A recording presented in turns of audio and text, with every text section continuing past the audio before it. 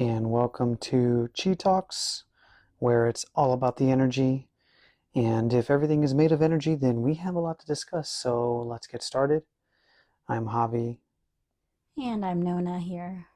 And today we wanted to talk about our own practice, maybe, and our approach. And through that, maybe reveal some basic foundations for cultivating your own Qigong or Tai Chi practice. Javi, I just wanted to maybe start with you and ask you when you are going about your day and you decide, okay, now it's time for a little self-care. I'm going to engage in my practice. I know we talk about a lot about integrating the practice so that every moment of your day is a practice, is part of the practice, and that's high level stuff. But if consciously, intentionally enter a period of time and you're like, okay, I'm going to do some qigong, I'm going to do some tai chi.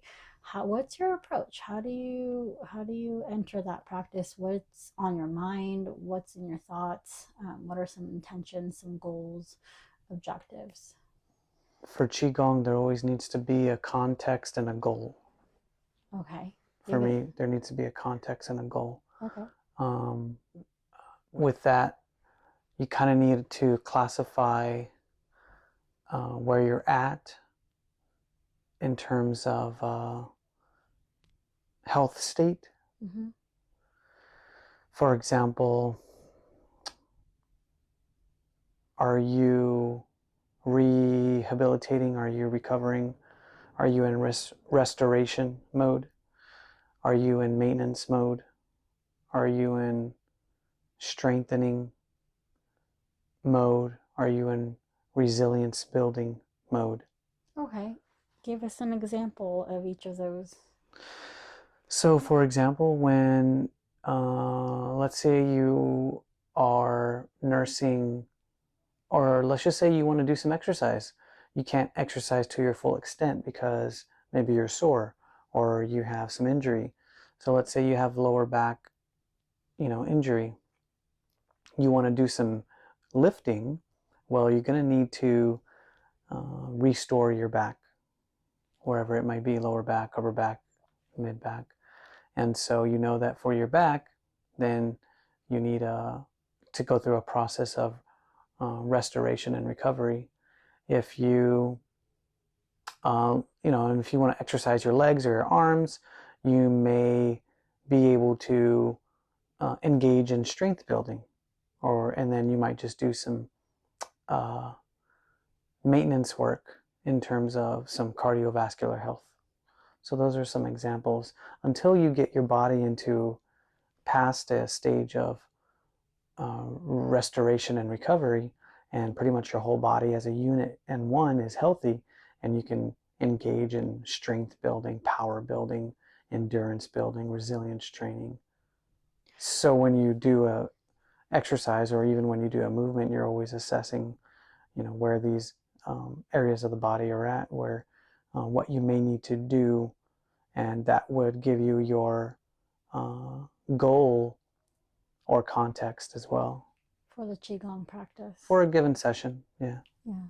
And are you saying that, you might be in maintenance for one part of your body, one part of yourself, and be in rehab for another part? Mm-hmm. Is that what you're saying?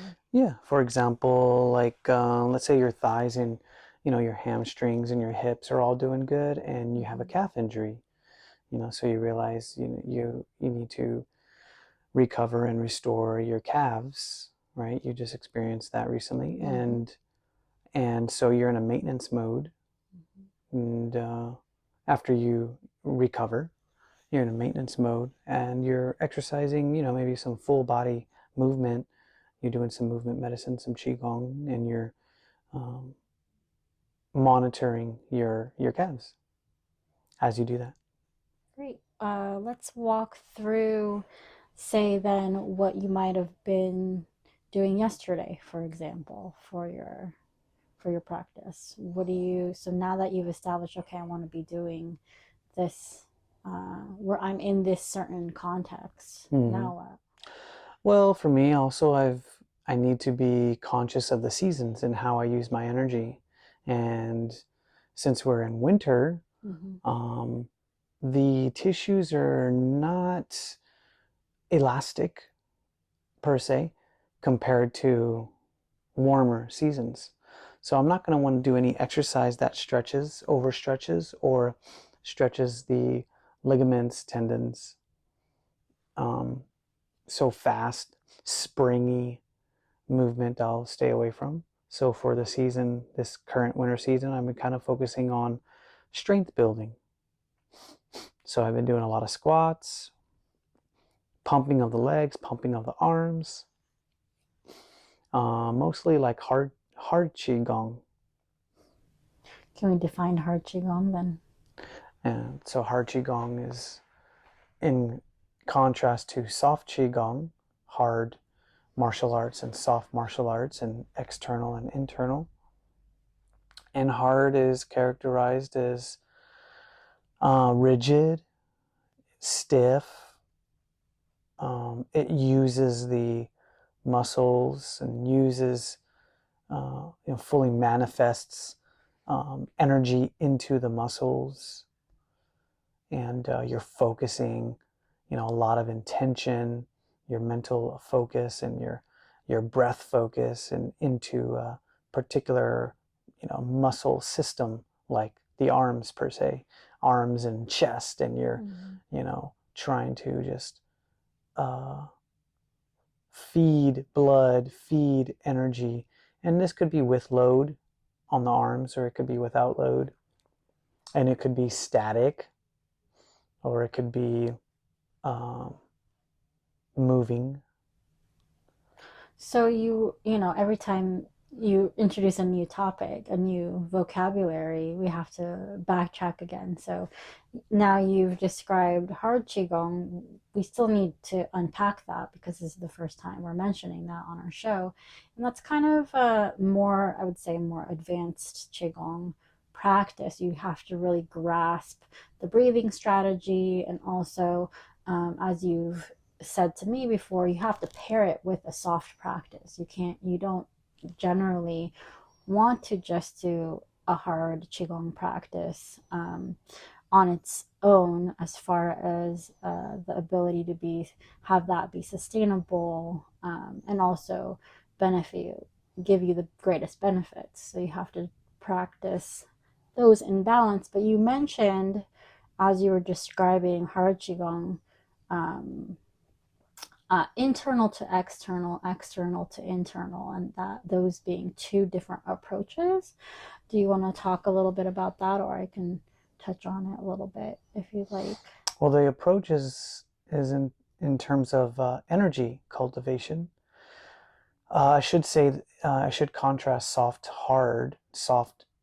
movements compared to hard movement. I characterized hard movement as fully bringing mind and energy and focus and intention and blood into the muscle systems, whereas I should say that soft movement tries to not energize the movement, muscle tissues per se, and tries to really stay away from the muscle tissues and really move with more fascial systems, connective tissues of ligaments and tendons, so as to stay away from the muscles. However, it doesn't mean that the muscles don't get used.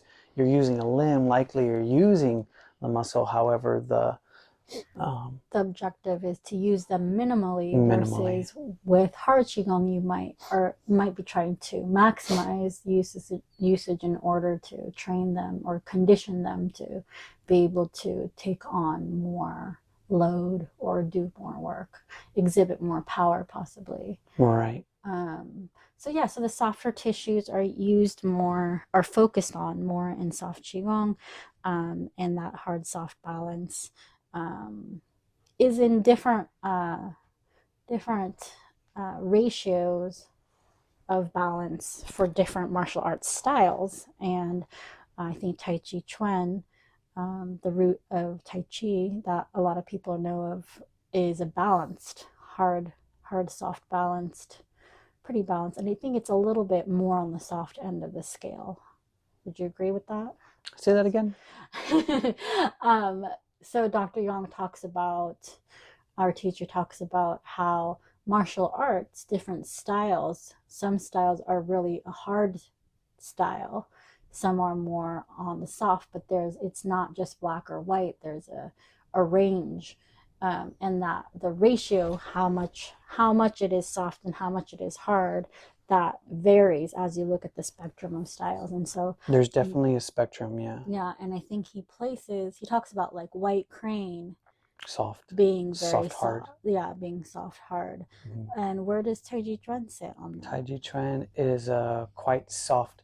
It's the softest, one of the softest of martial arts. Okay. This is why when you see Tai Chi movement practice, you see people moving very slowly. They're trying to move their bodies in an energy efficient way, and to minimize the muscle tension. Yet, so they're still moving the body, and moving the body over a sustained, prolonged period of time will slowly build up circulation. And if we use the analogy of like a simmering pot or a boiling pot of water, we can look at how we boil that water. So we could turn on a low flame and sustain a low flame over time until it slowly simmers. Or we can turn that flame on full blast and get that water up hot and boiling. And so this is a little bit of this helps us to understand how I like to kind of look at the water, conceptualize the training. And since our bodies are made of water, it's a easy metaphor. So yeah, so Tai Chi would be soft, and slow moving movements help to facilitate the blood flow and the blood circulation, hence the blood circulation, hence the energy circulation. And you could still get, a benefit of hard martial arts, fast martial arts on the other end of the spectrum. However, the question is, can those muscle tissues handle the energy that you would put into them? So like a fast, powerful kung fu form, a lot of people wouldn't do that. Of course, older people in 60s or 70s, 80s wouldn't be able to do such a fast, powerful sequence of movements. So yeah, they would gravitate towards Tai Chi, just turning on that slow simmer and getting benefits over time. Great. So going back to my previous question about external to internal, internal to external, that is Waidan and Neidan. Waidan meaning from the external, Neidan meaning from the internal. Can you mentioned these terms? Can you explain that a little bit? Basically, the elixir, the Dan is the elixir, and building the elixir of life, essentially what's going to provide you longevity from the outside, or building it from the inside. And so if you're sitting in meditation and you bring the movement down to zero, essentially, and you're just holding your posture of sitting, you're cultivating your Dan, your elixir, from the internal, and then you would move it to, the external, which would be the limbs, muscle tissues. And in contrast, the Waidan, external elixir practice, you'd pump your muscles and pump the tissues, pump the limbs, build up that energy in those tissues, and then you'd lead it in. All of this is for the cultivation of the energy battery, storing energy in the real Dantian, Dan again, the Elixir Field, the bio battery in the lower torso and the guts. let's take a moment then to talk about the three Dantian. A little bit Okay. of this is going to fall into the category of a little bit of Qi anatomy, your energy circuit anatomy.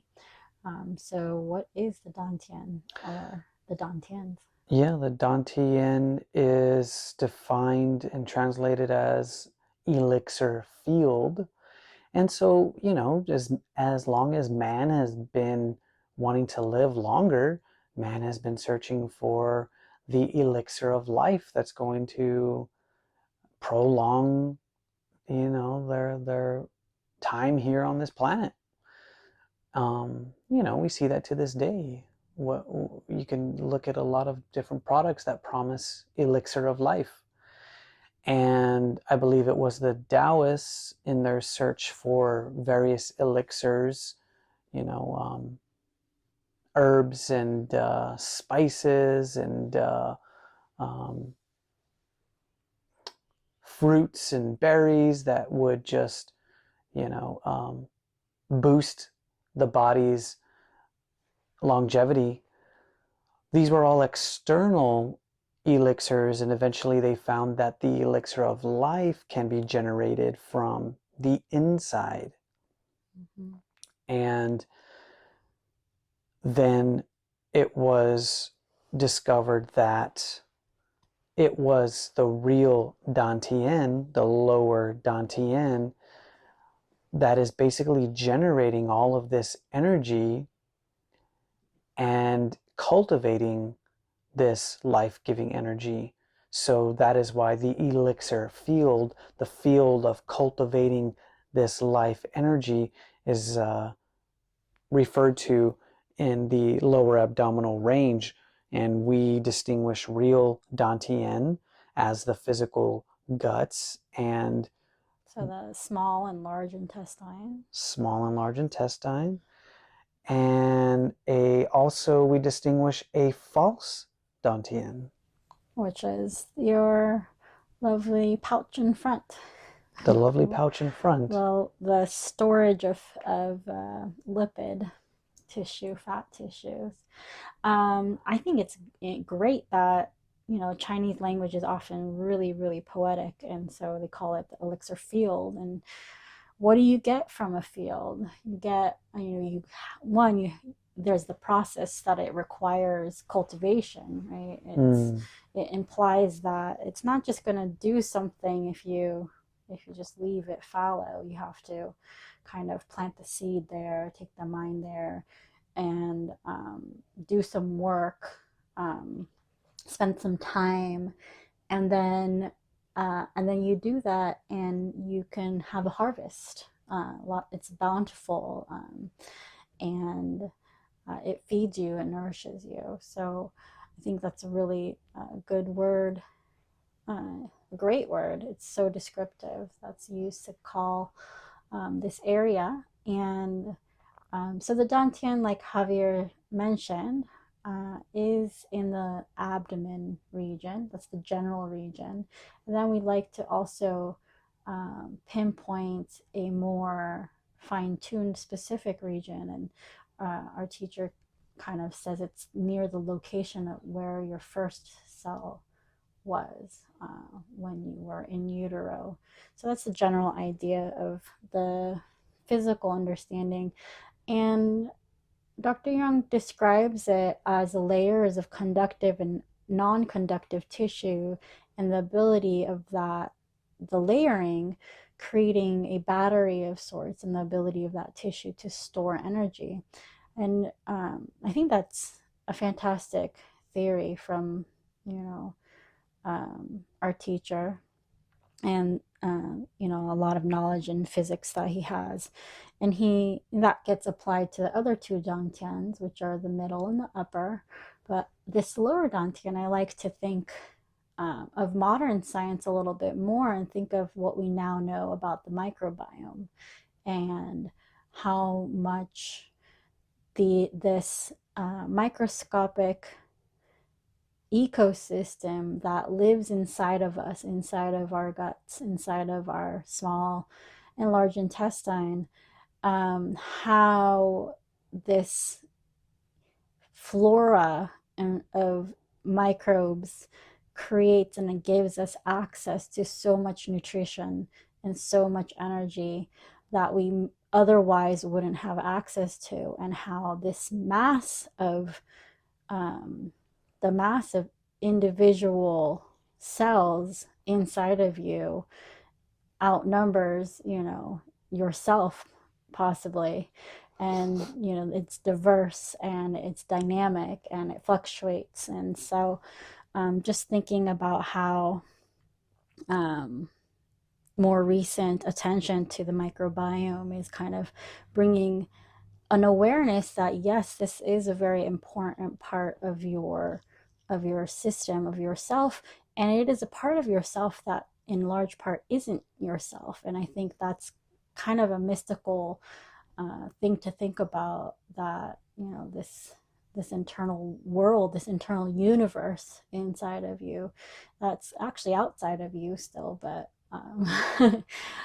so and how that is connected through your nervous system directly to the upper dantian, which resides in the head. So I think that's an interesting scientific, more recent focus that really highlights how this ancient way of thinking and understanding is really pretty spot on, I would say. So yeah, and so that connects the lower to the upper. What's going on in the upper dantian? How is that thought of? The upper dantian, your spiritual center, the elixir field of the spirit. Mm-hmm. I should mention that you got it tuned to KMUD, your voice in the Redwoods, people-powered radio. We're listening to Chi Talks. We're doing Chi Talks.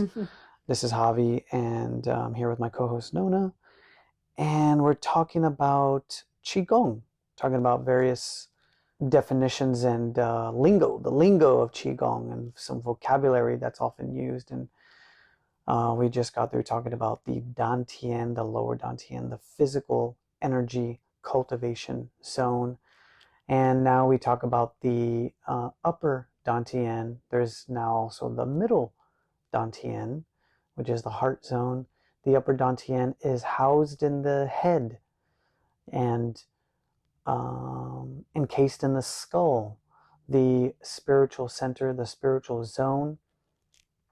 And wow, yeah. What can we say about this zone? I think that in terms of energy, we learn that the lower center, the lower energy center, is function is mainly to create and store, also ability to store energy, whereas this upper dantian, the relationship to the upper dantian is more to focus the energy, making it more more potent in that way. So you can take, a very general light beam and then put it through a pinhole, and then the strength of that energy flowing through that pinhole is the intensity of that and the ability of that to then be directed. That's all the upper dantian's function. As far as this physical structure, it's the whole brain is involved. We all know that you can read the electrical activity of the mind, of the brain, and that different wavelengths are produced and by your thoughts, by the brain. And recently, there's been much study of long time meditators and in their advanced meditative states, where they reside in a place of universal compassion. Scientists have shown that certain parts of the brain light up and activate during these times.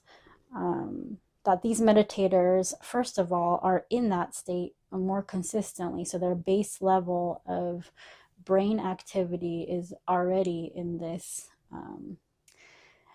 more cohesive mind state. So, you have different wavelengths being produced: beta, alpha, theta, delta, and they call this brain state of this meditative state. I forget what it is exactly, but it's a gamma wave. Some sort of super gamma. Yeah, I think the paper article I read called it a super gamma state, and what it is a higher frequency brainwave. We all talk about raise your frequency, elevate that, and it's actually happening in minds of longtime meditators. And so it's not just one zone of the mind happening, but it involves the coordination of multiple areas of the brain. So that makes it resonate all together and creates this high frequency gamma brainwave state. So high efficiency. Probably pull up that article, but high efficiency of the brain zones, and the maximized efficiency of accessible tissues in the brain zones, if you will. And we should say that they're asked to focus on universal compassion.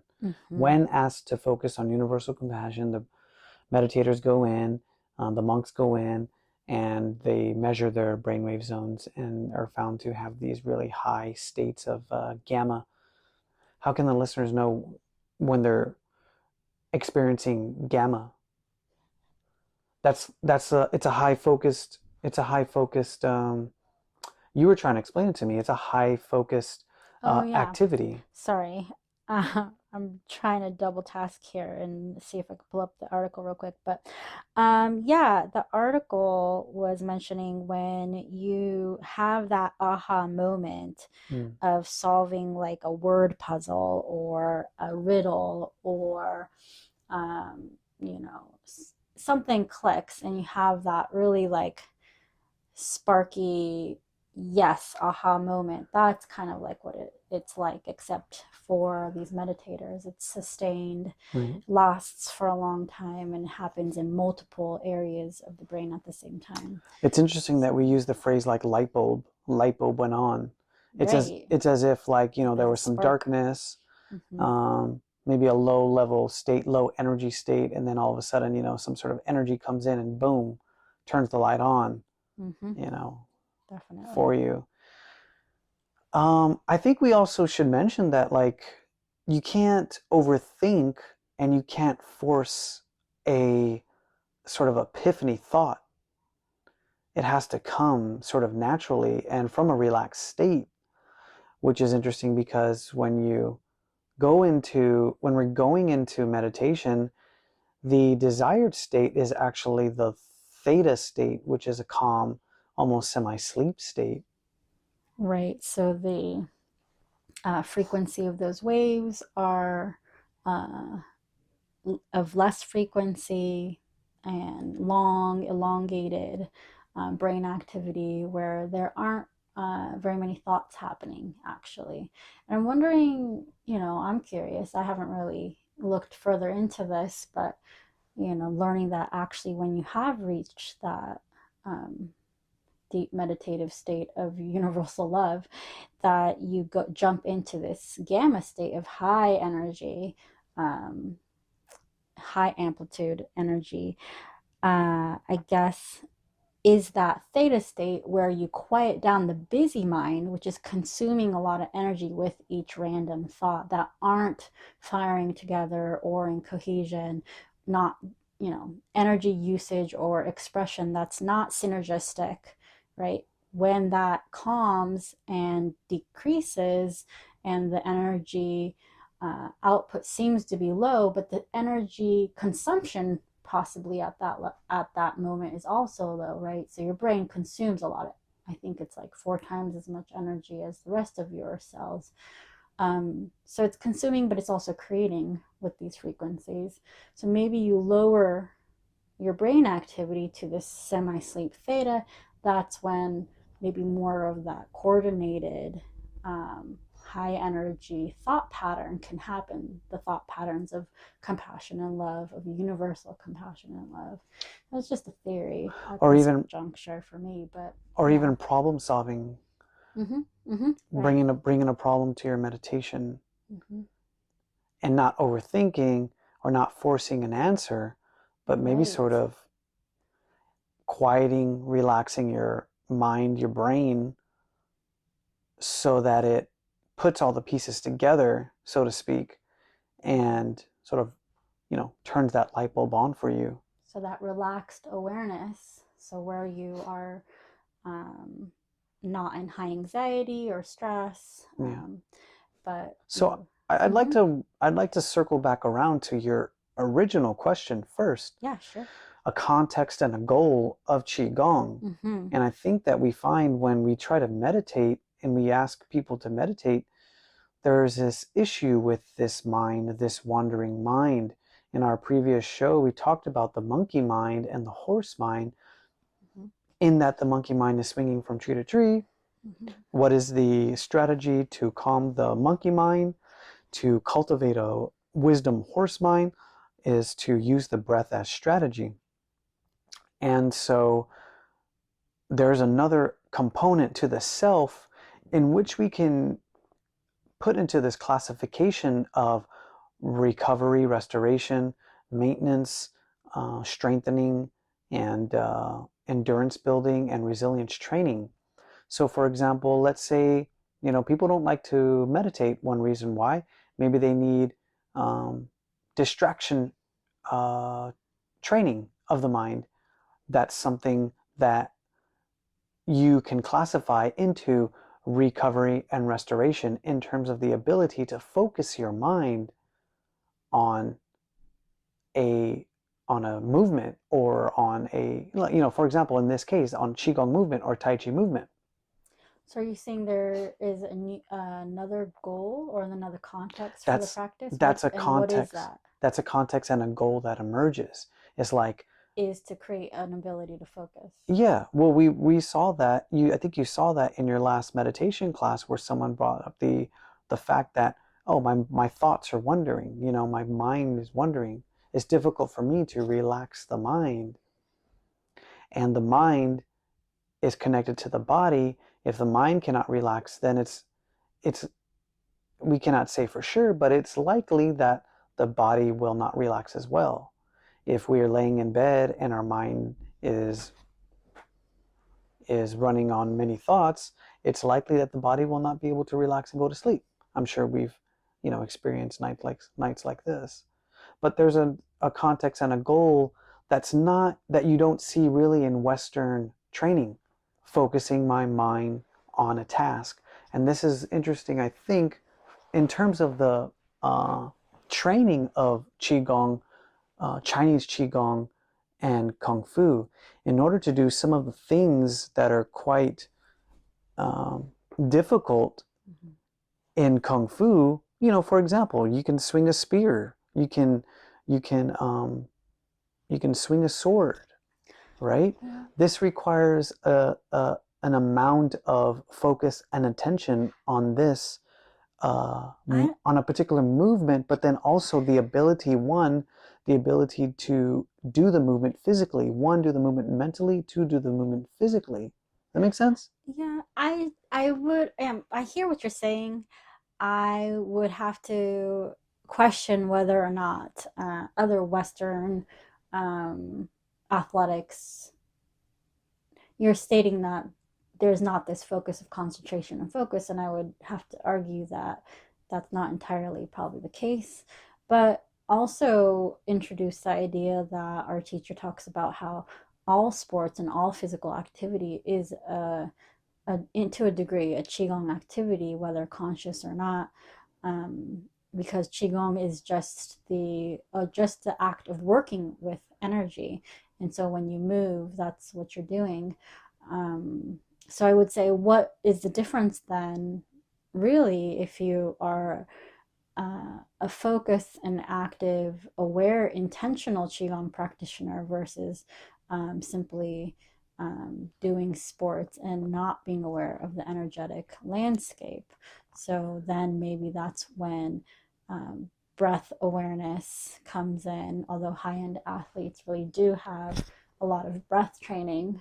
I think it's one of the few sectors in our society that does heavy breath training, besides meditators, and now yoga practitioners, and even people who want to perform in high functioning ways in business now. I think a lot of the breath training is coming in. But yeah, as far as focus and attention, yeah, that's definitely could be a subcontext, right? So every time I think what you're trying to get at is that if that's something you want to cultivate, right, that might be the sub goal for the moment. So I would say there's a lot of things you can accomplish even in just the simple Qigong practice of meditating. You could have the goal of focusing on really bringing abdominal breathing back into your life and turning that into a habit. So that could be your goal for a little while, right? So now every time you come to sit and breathe, you're really trying to focus on turning your breath practice into a habit making practice for deep abdominal breathing, which has so many benefits. And you're also saying that you could, on the other end, well, not on the other end, another goal could be that you're using it to improve and increase your ability to settle thoughts, settle emotion, and focus, and maybe bring some more universal love into your life. Well, here's a specific example of what I think I'm trying to get at. Let's say you're standing on a balance beam, 12 feet in the air. You got to get 8 feet across.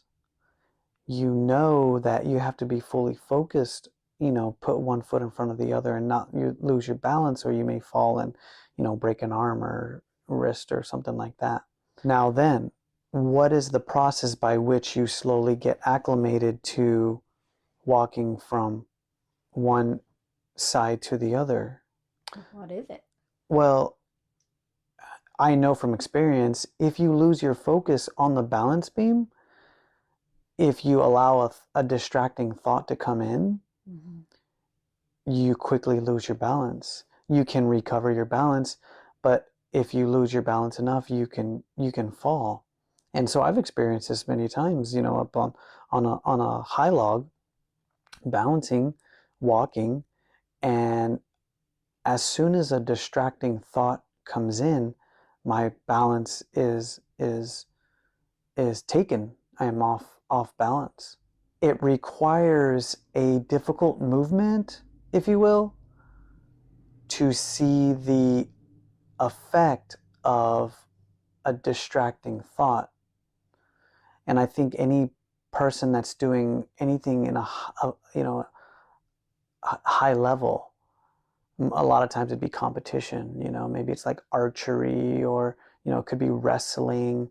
In order for you to complete the task in this urgent context, the ability to stay focused and sustain focus without a distracting thought becomes of utmost importance. So someone might say, well, in Qigong, you don't really train the mind much because you're just doing this really nice, relaxed, flowing, movement. But it really depends on what the Qigong movement is. Kung Fu is Qigong.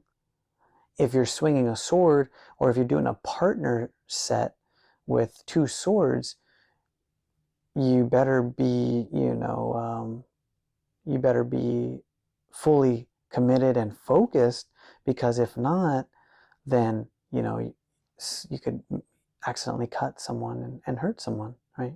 And so, we should mention that this is in and of itself a skill which takes time and energy.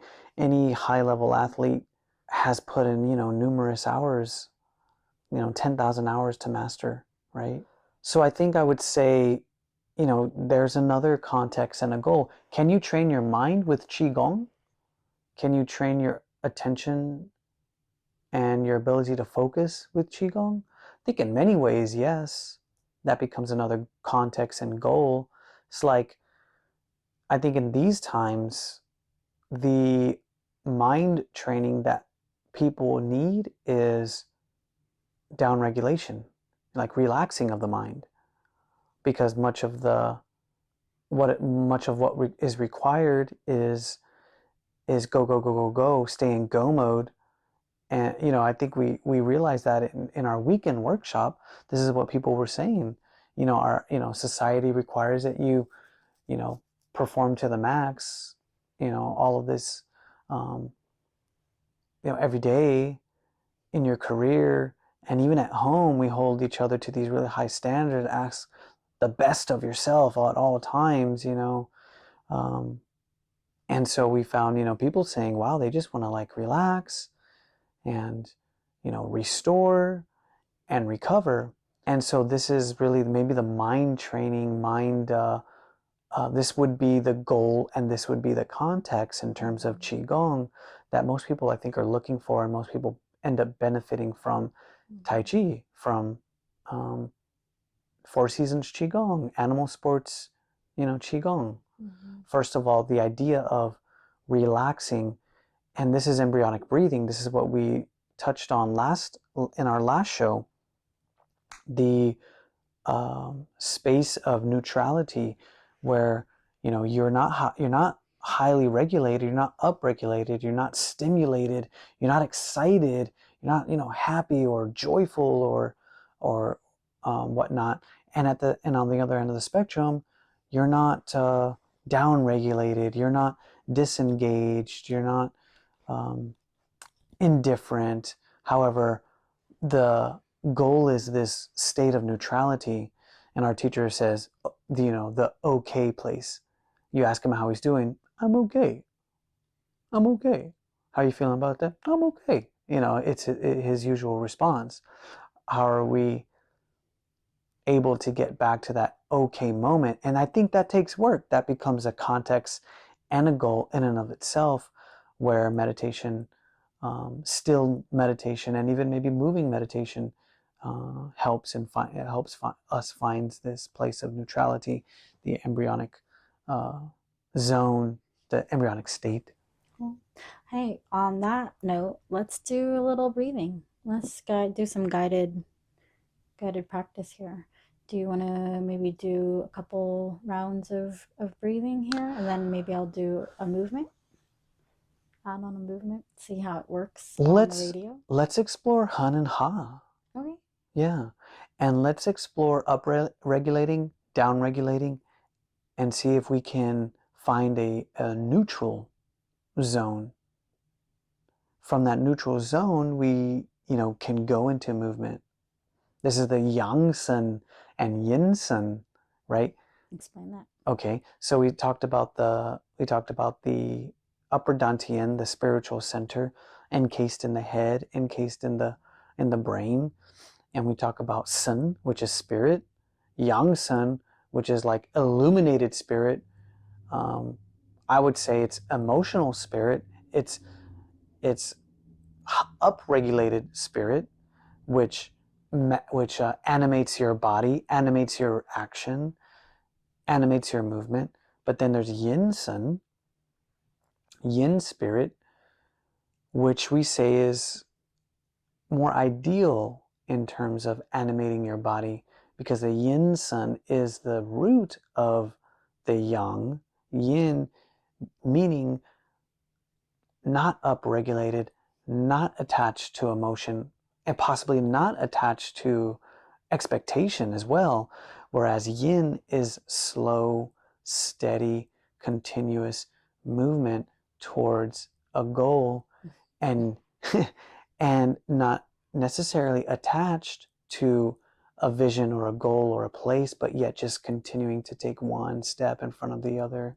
This turtle, we could say turtle versus the hare, turtle versus the rabbit sort of state. The rabbit's going to boom, boom, boom, boom, boom, boom, boom, boom, go, right? But the turtle is just going to slowly yin. So we can, to bring that back to hun and ha, and trying to experience a neutral zone within ourselves, we need to see what those edges are of yang and yin to try to find neutral.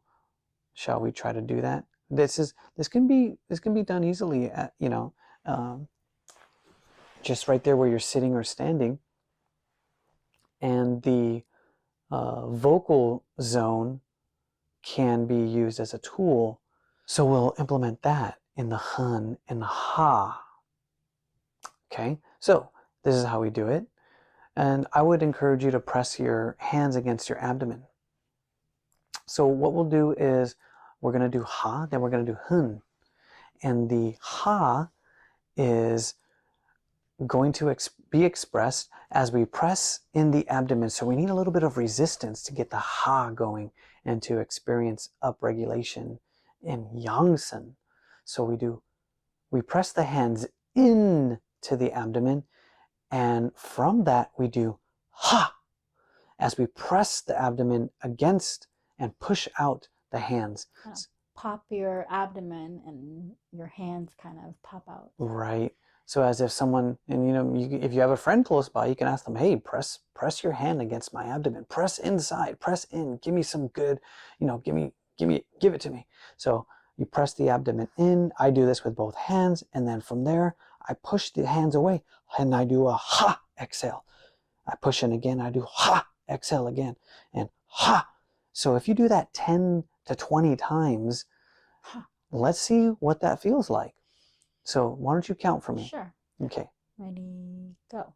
1, 2, 3, 4, 5, 6, 7, 8, 9, 10. 10 more. Yeah? Okay. 1, 2, 3, 4, 5, 6, 7, 8, 9, 10. All right. So it takes a little second to figure out the timing. What I end up doing is timing the press of my hands with the press of the abdomen to get a full, sort of a force on force pushback.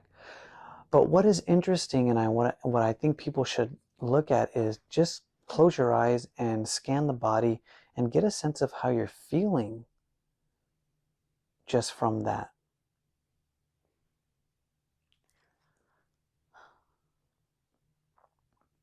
Now let's, in contrast, do the hun.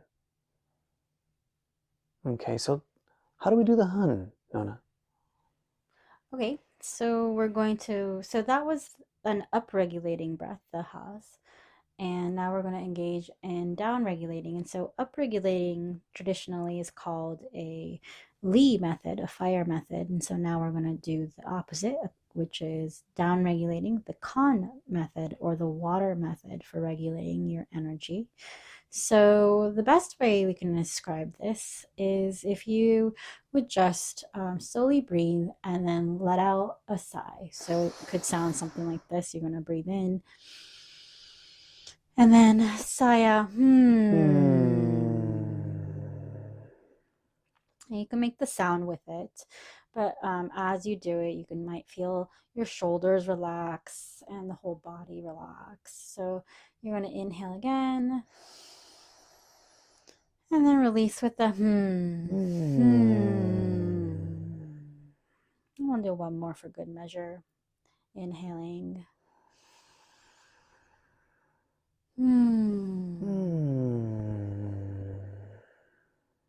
Now you're just going to see how you feel. Every time I do that, I feel like I'm self-soothing, self-comforting, this sort of like, this reaction we have when we see something cute. Oh, when we're petting a doggy. Oh, holding a baby. Oh, yeah. Which is like comforting and like soothing to the soul. That's, that's the Hun method. So it's also interesting to note that like we did like 20 Ha's and we only did 3 Huns, right? Mm-hmm. Yeah. And the 10 versus the 20 versus the 3. Well, I don't know, because I always feel like the Hun is more, I don't know, maybe it's more potent, Huh. if In you will. each repetition. Yeah. Hmm. So, folks, if you're listening at home and you've tried it, see if that rings true for you. Give it a shot.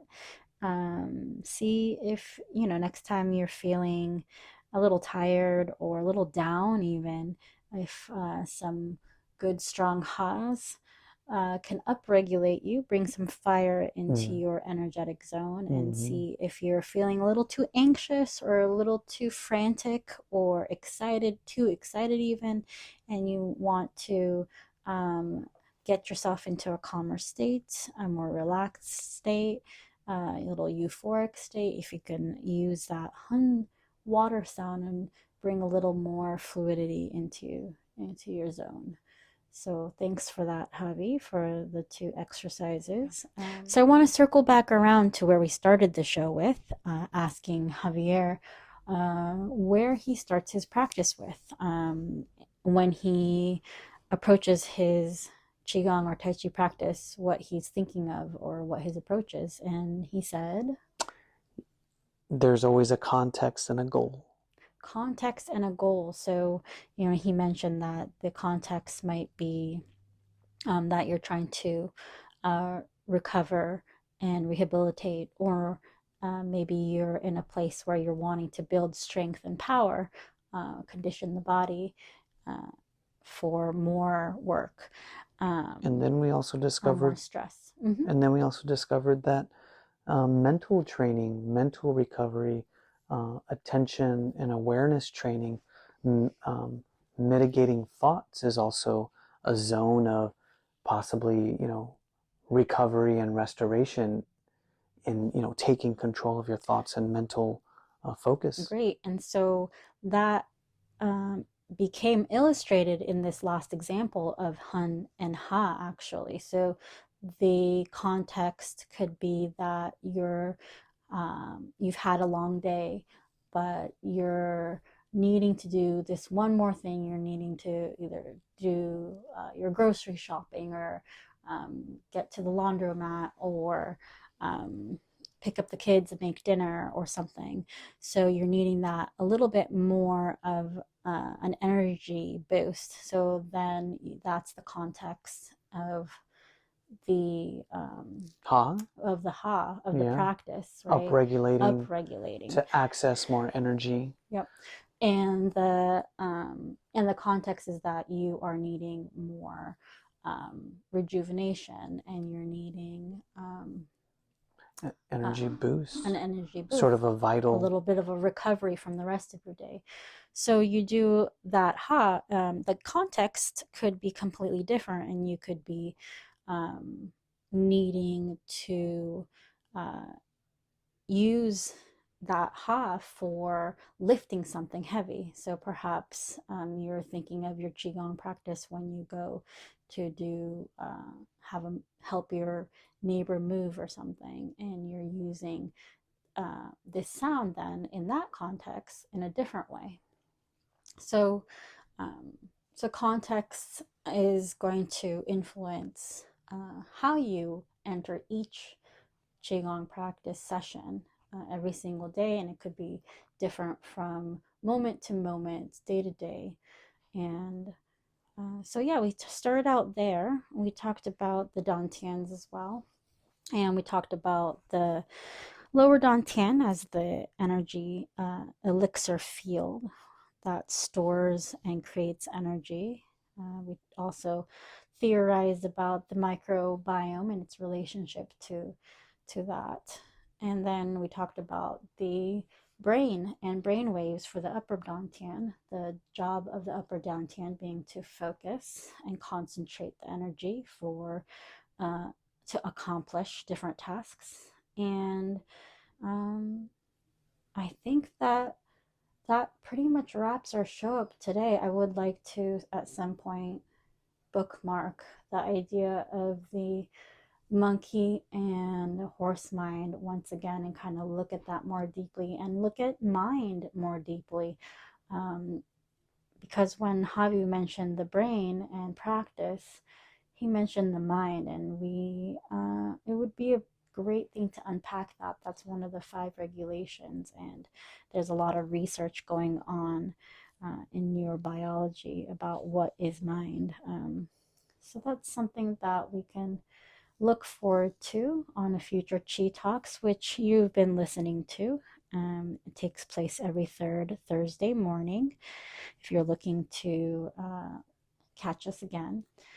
And I wanted to finish out the show by mentioning that Javi and I, as much as we can speak about the practice and give you an idea and a window, maybe pull back the curtain of the at the window of what this practice is about, the best way to know what Qigong and Tai Chi is to actually do it. So walk into that room instead of having us just pull back the curtain.